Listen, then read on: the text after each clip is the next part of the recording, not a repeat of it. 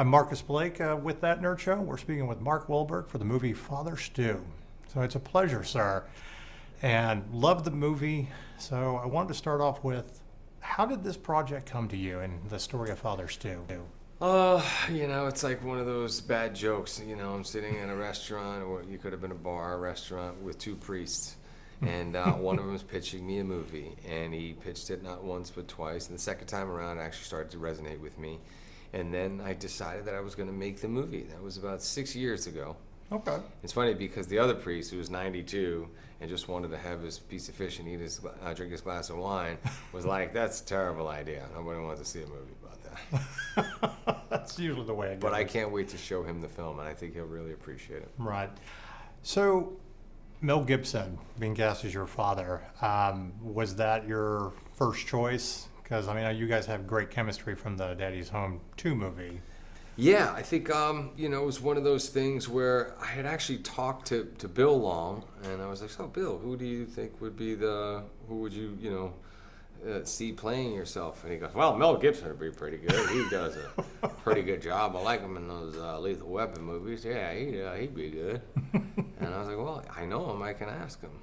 And Mel really loved the story and the relationship, and that that redemption story of the father and the son was really something that touched him. And so Bill was really thrilled. And I remember when we first showed him the movie, he was like, "Yeah, I told you that Mel Gibson, he's pretty good." It's hard to think of Mel Gibson as that old curmudgeon now if you grew up on the Lethal Weapon movies, but he was fantastic. Yeah. So I don't know if I was the only one that saw this. I kind of looked at Father Stu as a modern day Apostle Paul. And I didn't know if that was something you guys were going for. It wasn't, but yeah, I could definitely see why that would come to mind for sure. It's one of those things where somebody was asking me earlier, kind of what movies did we reference, and I really didn't. It was one of those things where this was such a unique story. With The Fighter, for instance, I watched every great boxing movie. Oh, and yeah. I was like, okay, we got to take a little bit of this. We got to make sure we don't do that. With this, it was just like, no, it was just about this individual story. We thought, if anything, we would kind of reference The Fighter just in tone. Yeah. Because of the edge and the family dynamic and the language and, but lots of humor throughout. It's funny some hope. It's funny you say that, because as soon as I got done watching this movie, I had to go back and watch it. That's actually my favorite of yours. Oh, right. Okay. Yeah, because huge boxing fan, and it was just such a great movie. Yeah, well, thank you. I appreciate that. All right, soundtrack. This movie has an amazing soundtrack of just old country. Serious Americana. Yeah. There. Is that your doing, or? I have to give credit to Rosie. When she had written the screenplay, she had kind of already had in there all the songs that she wanted. I think she was basically just putting a wish list out there because she knew it was going to be expensive.